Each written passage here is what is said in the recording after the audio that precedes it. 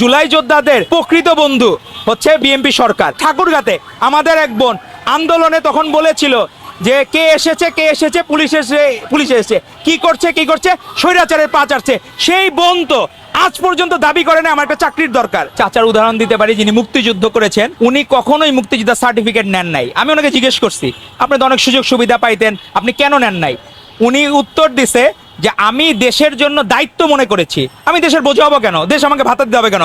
আমি আমার নিজের ফ্যামিলি থেকে আমি উদাহরণ দিলাম। এটা সবার সাইকোলজি একরকম না।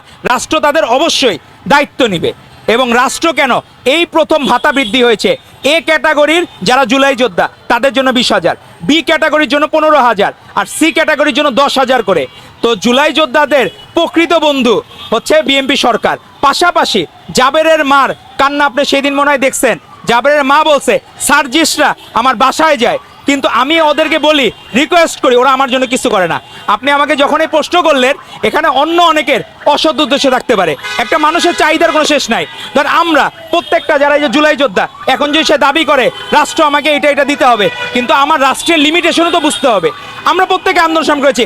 আমার এমনও আছে, আপনি ওই যে ঠাকুরগাঁতে আমাদের এক বোন আন্দোলনে তখন বলেছিল যে কে এসেছে পুলিশ এসেছে কি করছে স্বৈরাচারের পা চাটছে। সেই বোন তো আজ পর্যন্ত দাবি করে না আমার একটা চাকরির দরকার। সেই বোন আজ পর্যন্ত বলে নাই রাষ্ট্র আমাকে ভাতা দেখ। তো এরাই আমাদের গর্ব।